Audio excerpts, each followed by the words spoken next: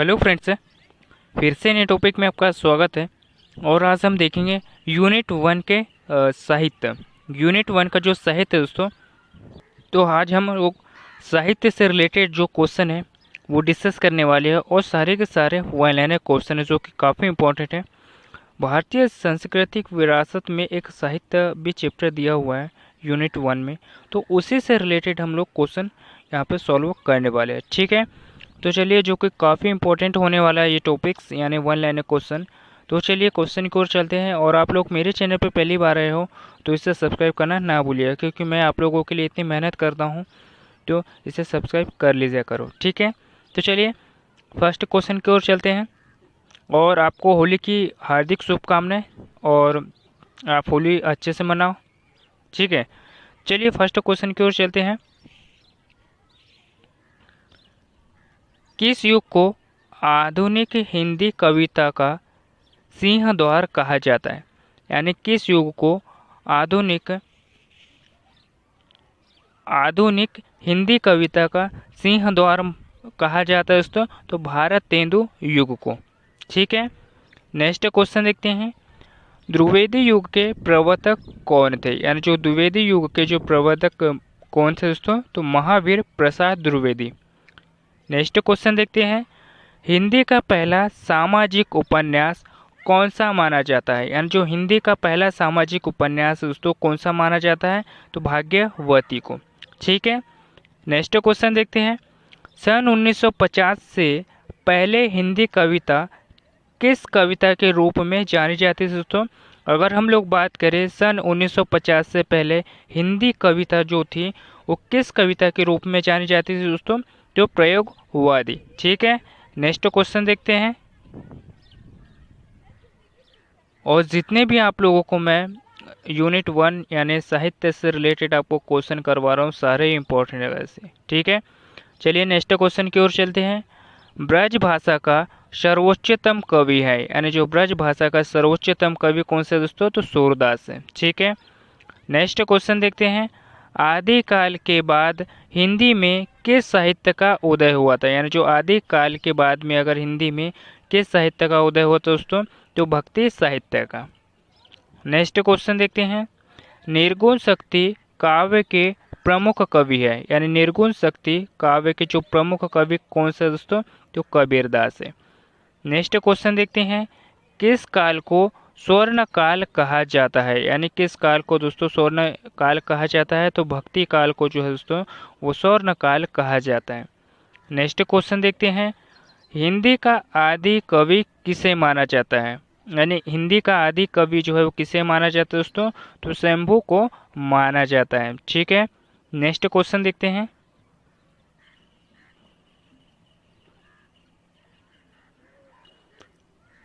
आधुनिक काल का समय कब से माना जाता है? यानी जो आधुनिक काल का समय दोस्तों कब से माना जाता है? तो 1900 से अब तक। ठीक है, नेक्स्ट क्वेश्चन देखते हैं। जयशंकर प्रसाद की सर्वश्रेष्ठ रचना जो है वो कौन सी है? जयशंकर प्रसाद की जो सर्वश्रेष्ठ जो रचना है दोस्तों वो कौन सी है? तो कामायनी है।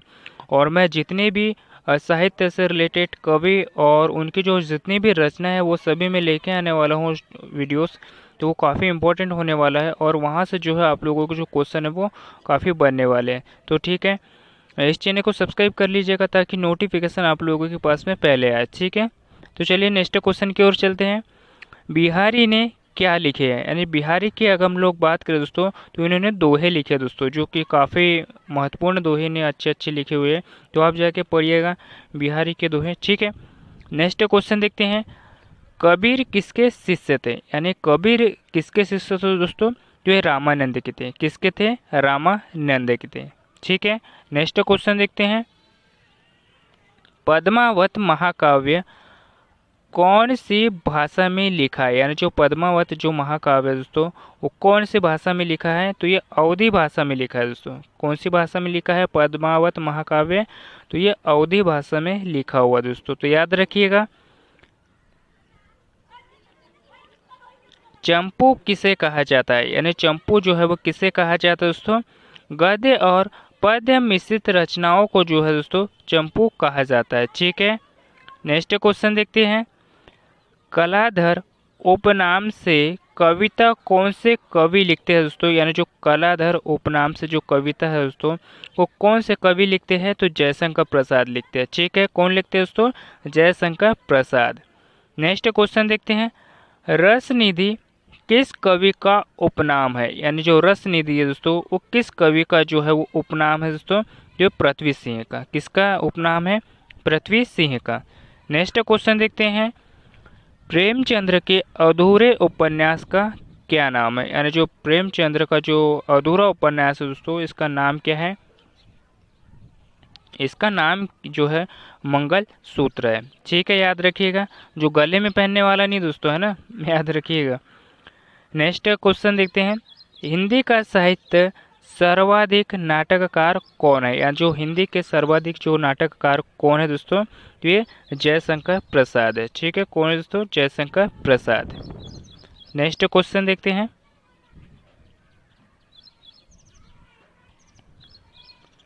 तुलसीकृत रामचरितमानस में कौन सी भाषा का प्रयोग जो है वो किया गया है दोस्तों, तो तुलसीकृत रामचरित्र मानस भाषा में जो है वो कौन सी भाषा का प्रयोग किया गया है दोस्तों, तो अवधी भाषा का प्रयोग किया गया। कौन सी भाषा का प्रयोग किया गया है दोस्तों, तो अवधी भाषा का प्रयोग किया गया है। ठीक है, तो चलिए नेक्स्ट क्वेश्चन देखते हैं, एकांकी के जन्मदाता कौन है, यानी जो एकांकी के जन्मदाता दोस्तों कौन है, धर्मवीर भारतीय। यानी एकांकी के जो जन्मदाता है कौन है, तो धर्म भारतीय। ठीक है, नेक्स्ट क्वेश्चन देखते हैं, मीराबाई ने किस भाव से कृष्ण की उपासना की थी, यानी मीराबाई ने जो है वो किस भाव से जो है कृष्ण की उपासना की थी दोस्तों, तो माधुर्य भाव से। ठीक है, नेक्स्ट क्वेश्चन देखते हैं, रामचरित मानस का जो प्रधान रस है, रामचरित मानस का जो प्रधान रस क्या है दोस्तों, शांत रस है। ठीक है, नेक्स्ट क्वेश्चन देखते हैं, सबसे पहले अपनी आत्मकथा हिंदी में किसने लिखी है, यानी अगर हम लोग बात करें मध्य प्रदेश, यानी जो सबसे पहले अपनी जो आत्मकथा है हिंदी में किसने लिखी थी दोस्तों, तो डॉक्टर राजेंद्र प्रसाद ने लिखी थी। याद रखिएगा, जो कि काफ़ी इंपॉर्टेंट है, और जितने भी मैं आप लोगों को साहित्य पढ़ा रहा हूँ यूनिट 1 से रिलेटेड, जो कि काफ़ी इंपॉर्टेंट है। ठीक है, और यूनिट 1 जो है वो किससे रिलेटेड है, MPPSC एग्ज़ाम से रिलेटेड है दोस्तों, याद रखिएगा। ठीक है, जो कि 23 जून को बढ़ा दिया गया है इसकी डेट, और ये अब 23 जून को होने वाला था, यानी होने वाला है दोस्तों। ठीक है, पहले कब होने वाला था, तो 28 अप्रैल को होने वाला था, लेकिन इसे 23 जून बढ़ा दिया गया है, जो कि आपको कुछ समय यानी 2 महीने का और ज़्यादा समय मिल गया है। तो आप अच्छे से पढ़िए और सिलेक्शन लीजिए। ठीक है, चलिए नेक्स्ट क्वेश्चन की ओर चलते हैं,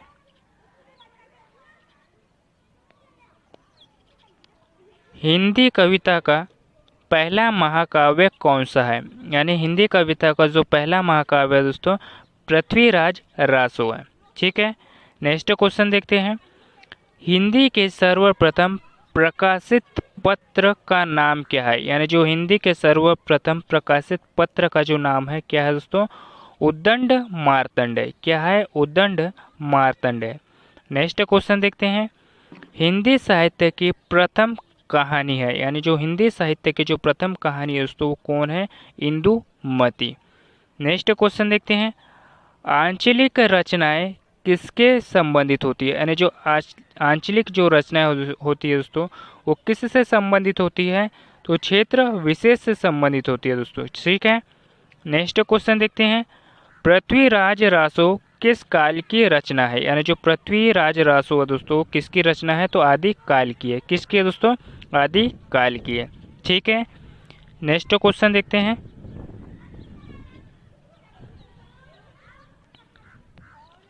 हिंदी गद्य का जन्मदाता किसे माना जाता है, यानी जो हिंदी गद्य का जो जन्मदाता है दोस्तों किसे माना जाता है, तो भारतेंदु हरिश्चंद्र जी को माना जाता है दोस्तों हिंदी काव्य का जन्मदाता, यानी हिंदी गद्य का जन्मदाता। ठीक है, नेक्स्ट क्वेश्चन देखते हैं, कवि कालिदास की अभिज्ञान शाकुंतलम, यानी जो कालिदास की अगर हम लोग बात करें कवि कालिदास की, तो इनकी जो एक पुस्तक है दोस्तों अभिज्ञान शाकुंतलम, यानी रचनाएं जो है इनकी इनका जो हिंदी अनुवाद किसने किया था दोस्तों? तो इसका जो हिंदी अनुवाद है राजा लक्ष्मण सिंह ने किया था। किसने किया था?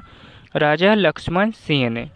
नेक्स्ट क्वेश्चन देखते हैं, पद्य साहित्य को कितने भागों में बांटा गया है? यानी जो पद्य साहित्य को अगर हम लोग बात करें दोस्तों तो इसको कितने भागों में बांटा गया है? तो 15 भागों में बांटा गया है। कितने भागों में? 15 भागों में। ठीक है, नेक्स्ट क्वेश्चन देखते हैं,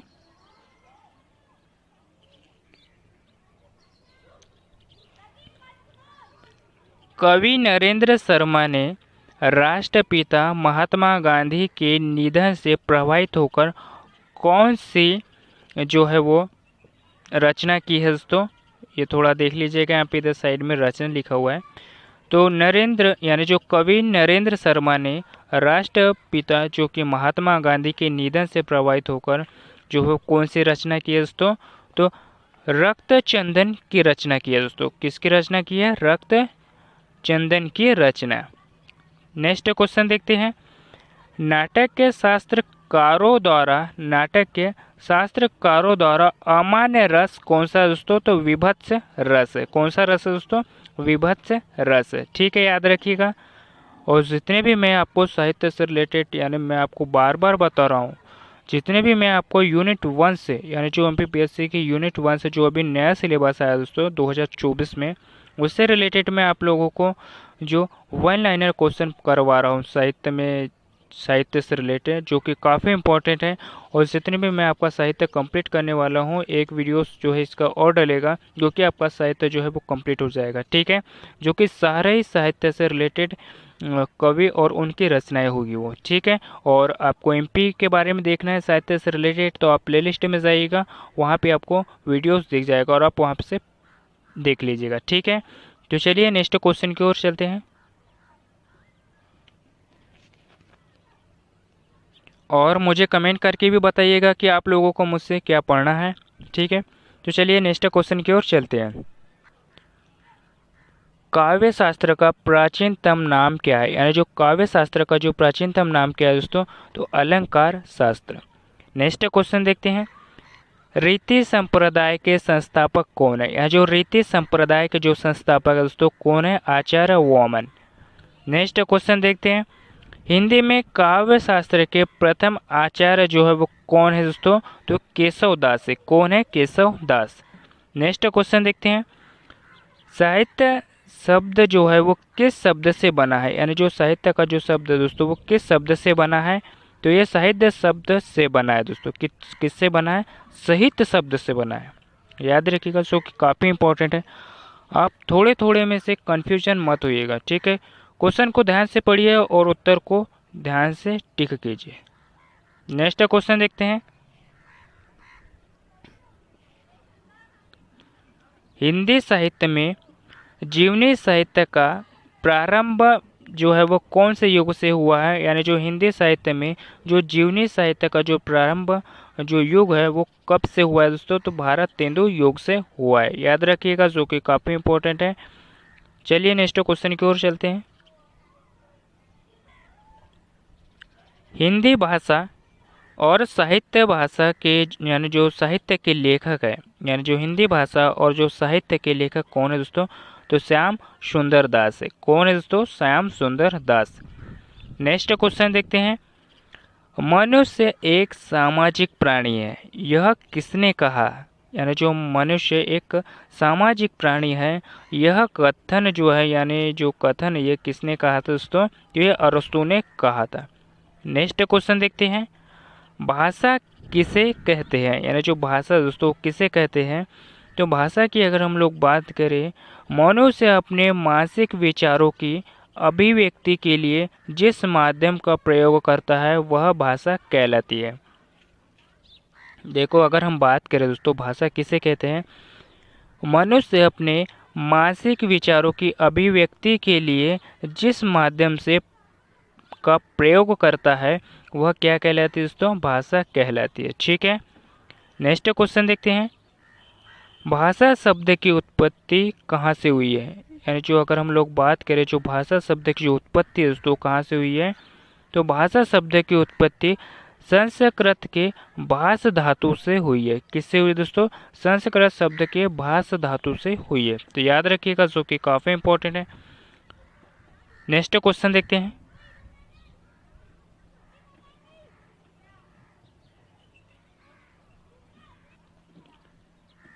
सामान्यतः शब्दों में हम भाषा को किस तरह के व्यक्त करेंगे, यानी अगर हम लोग बात करें दोस्तों, जो सामान्यतः शब्द होते हैं हम उन भाषा को है किस तरह से जो व्यक्त करेंगे दोस्तों। तो चलिए आइए देखते हैं। भाषा का वह साधन है जिसके द्वारा मनुष्य अपने भावों या विचारों को बोलकर या लिखकर दूसरे मनुष्यों तक पहुंचाता है दोस्तों।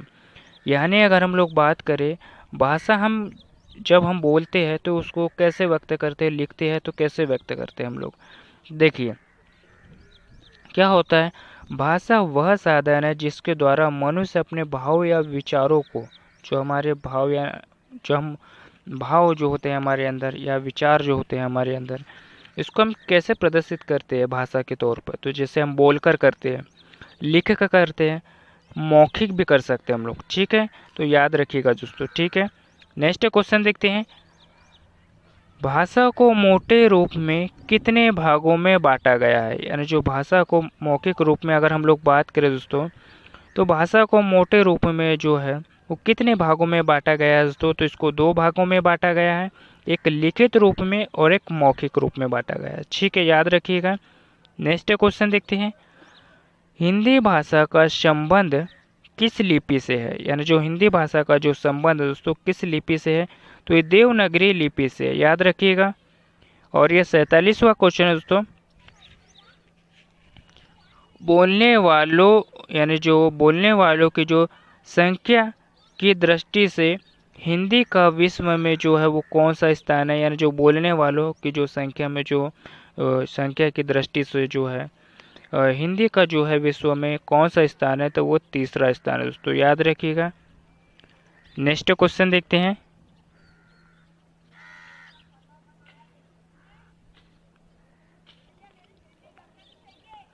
सूरदास के काव्य किस भाषा में है, यानी जो सूरदास के जो काव्य है वो किस भाषा में है दोस्तों। तो ये ब्रज भाषा में है। नेक्स्ट क्वेश्चन देखते हैं। संविधान के किस अनुच्छेद में कहा गया है, यानी जो संविधान के किस अनुच्छेद में कहा गया है कि संघ की राजभाषा हिंदी और लिपि देवनागरी होगी दोस्तों। क्या होगी?